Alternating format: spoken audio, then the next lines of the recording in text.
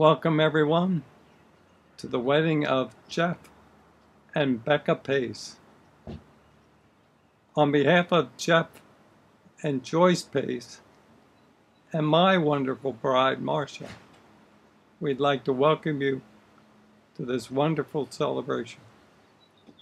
And Jeff and Joyce, I'd like to say that you did a great job of raising Jeff. To prove that point, I want to tell you a little story. About 10 months ago, Jeff had asked if he could come up to our house and have dinner with us. Just Jeff. So Jeff told Becca that he was going to the library for the evening. And he came up to our house in Telthorster. And we all knew what he was there for. So Marcia made this wonderful meal. And after dinner, Jeff turned to us and he said, "I guess you know why I'm here." So for the next several minutes, Jeff laid out why he wanted to marry Becca. Now, when he spoke, you knew he was sincere. And he said the kinds of things that every parent would want to hear. He talked about how much he loved Becca, how much he loved coming home to her at night, how much they shared in common. In fact, 2 years ago, almost to this day, our daughter Jessie was married to Gibber. Jeff was at the wedding, and Jeff shared with us that at that day, he thought that Becca might be the one. Jeff even said that he liked the family. Can you believe that? He liked the Telthorsters and the Millers, especially the Miller boys.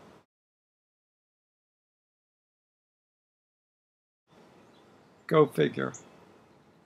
So Jeff, you said all the right things. All the kinds of things that we as parents would love our daughter one to hear.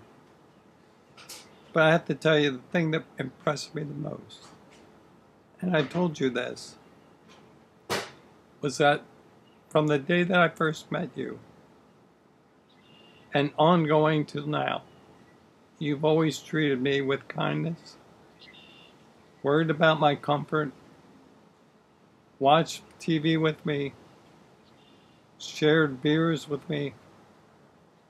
We've just had a great time together. And Jeff, you always treated me as a human being, as a person. That's not always easy, considering the situation. And because of that, Jeff, you showed me the quality of man that you are. And Becca, I have a story to tell about you. Now, I could tell everybody the story about when you were 2.5 and you discovered that scissors are made for more than cutting paper.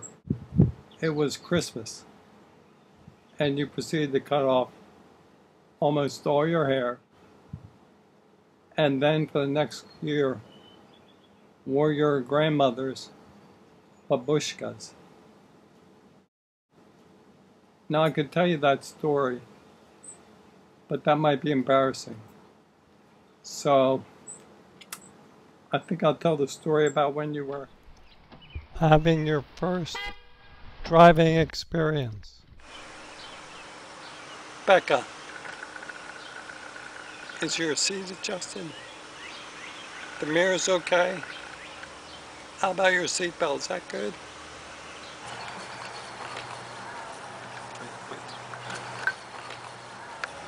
Alright, now, I don't want you texting while you're driving, and I want you to observe the speed limit.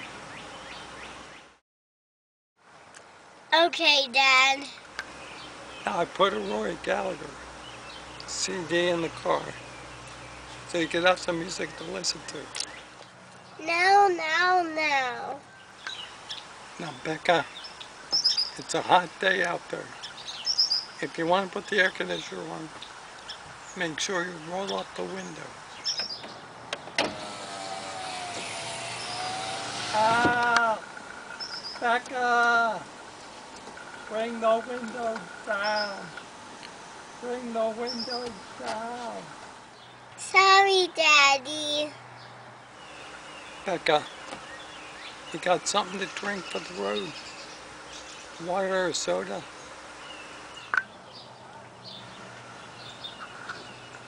Beer. Beer, you're not even 21. You don't want to drive like your father. I want a Cosmo. Cosmo. We don't want you driving like your mom. Hey, sis, let's go cruising for some boys in Doylestown. What? Cruising for boys? Jesse, that's a terrible idea. Bad daughter. Bad daughter. Okay, Becca. I want you to be careful out there. And give me a call. But not from the road. Thanks, Dad. Love you.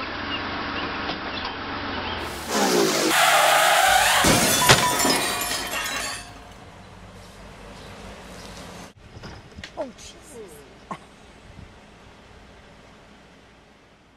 I could also tell a story about your singing with the CB West Choir in high school. In fact, many of your good friends from the choir are here today. And in fact, Marcia and I have been the beneficiaries of your friendship with the choir people, in that we have some very good friends now through the MIMS group. But that's not the story I really want to tell. The story I really want to tell is when you were at the University of Pittsburgh and were singing in the all-girl a cappella group, The Sounds of Pleasure. And Becca, you, with the help of Gracie, put together a benefit concert for the ALS Association. That was very meaningful, Beck. On that night, you had about 6 a cappella groups from all over the Pittsburgh area and even New York come down and sing songs. And in between each song, people would come up and talk about ALS and educate the public. It was a wonderful benefit concert. But the point that struck me the most was when at the end of the concert, you took center stage and sang the solo, the Coldplay song, Fix You. Will guide you home and ignite your bones, and I will try to fix you.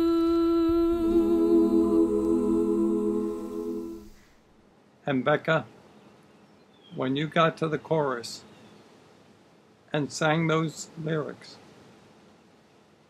I have to tell you, you tugged right at my heart, because I thought you were singing it directly to me, and that if you could, you would fix me.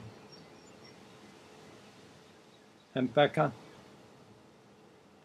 I'm so proud of you, but on that night, you showed me the quality of woman that you are. And I know everyone is ready to get this party going, but I have just one more story to tell. When Becca and Jesse were younger, we used to travel out to Pittsburgh often each year. So we decided to get a 9-inch color TV/VCR so we could watch movies on the way out to Pittsburgh. Now, the one video that we played most often is a family favorite. The name of the movie is The Princess Bride. Now, I mention that only because the lead characters in the movie remind me so much of Jeff and Becca. Now, if you're unfamiliar with the movie, let me sum up.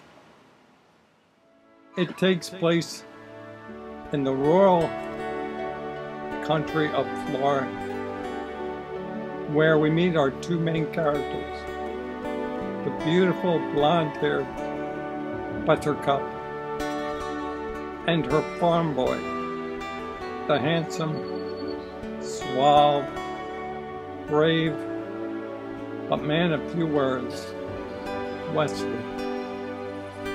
Again, it reminds me of Becca and Jeff. In the first scene of the movie, we see beautiful Buttercup teasing the farm boy Wesley. Farm boy, pass me that pitcher. As you wish.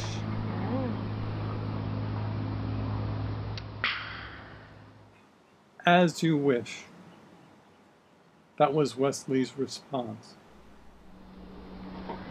Farm boy, pass me that kitten.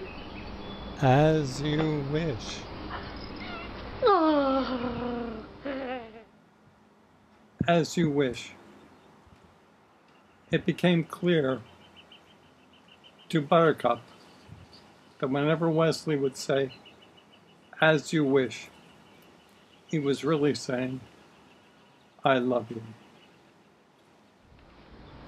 Farm boy, when we're married, will you use your dentistry magic to fix my British teeth?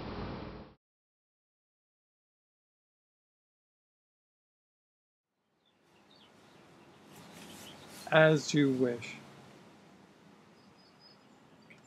And Jeff and Becca, just like Wesley and Buttercup, your lives are going to be filled with adventures.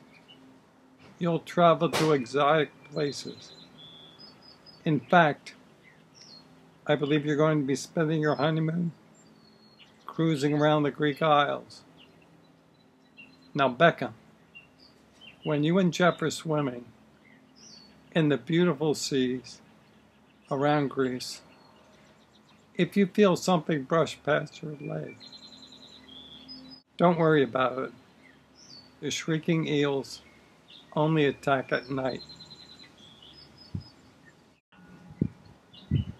And as you journey through your life, you'll come across many ups and many downs.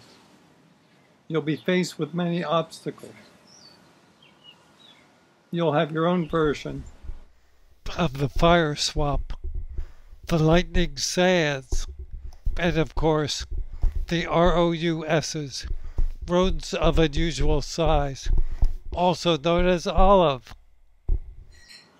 But together you can overcome all these obstacles, because Jeff and Becca, your love is a storybook story. Your love is a true love.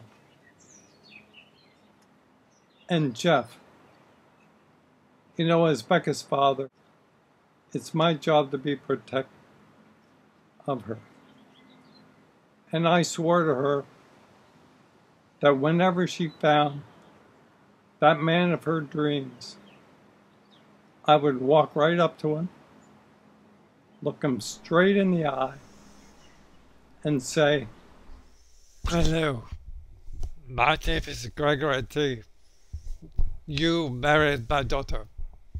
Prepare to love. So Becca and Jeff, before you go out and storm the castle, before you go out and begin your life together, and before we raise our glasses for one toast, I would like you both to come forward to the microphone. I have something for you to read to this gathering of people who all love you.